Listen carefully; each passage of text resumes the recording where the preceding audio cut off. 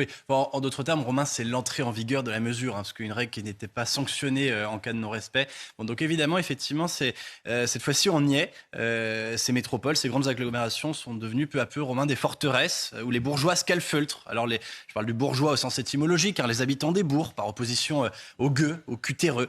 En fait, ces ZFE, donc ces zones de favoritisme et d'exclusion, c'est l'écologie façon Médor. Celle qui ne se soucie pas de l'environnement au sens large, mais de son petit environnement à soi, et qui pisse sur la haie en levant la patte pour mieux marquer son territoire. Parce qu'on va dire les choses une fois pour toutes, Romain, qui est-ce qui possède des voitures avec des vignettes critère 4, critère 5 ?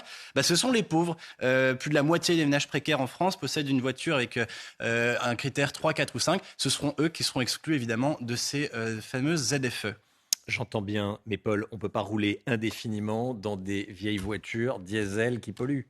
Oui, mais Romain, il faudrait d'abord qu'on commence par se soucier des alternatives déjà. Le chantier de la voiture électrique, c'est une supercherie notoire. Quiconque a traversé la France, j'en sais d'ailleurs quelque chose, peut le voir. Les bornes de rechargement sont trop peu nombreuses, elles sont mal réparties, le temps de recharge est encore dissuasif. Et puis alors les transports en commun, n'en parlons pas. Leur saturation en ce moment en Ile-de-France atteint des niveaux jamais égalés. Et puis surtout, les grands chantiers de travaux accumulent tous les retards. Surtout, Romain, l'écologie, elle a bon dos. Une zone à faible émission de carbone, ça va pas supprimer les voitures avec de mauvaises émissions de carbone, ça va surtout les maintenir à bonne distance du bourgeois qui se donne bonne conscience. C'est un peu comme quand la France se gargarise d'être un pays propre alors qu'en fait elle a complètement externalisé toutes les activités industrielles polluantes. Et après on va donner des leçons aux pays d'Asie qui fabriquent nos t-shirts, nos téléphones portables et même de plus en plus d'ailleurs nos bagnoles.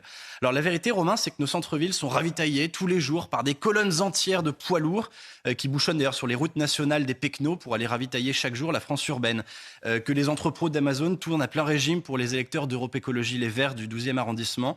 Et puis d'ailleurs qu'à l'heure où on se parle, Romain, les petits héros qui ont décidé hier de faire payer des amendes aux bouseux sont certainement en train de courir au bord du canal Saint-Martin avec des baskets qu'on a fabriquées au Bangladesh et dont l'acheminement représente à mon avis une empreinte carbone qui défriserait une vieille 4L.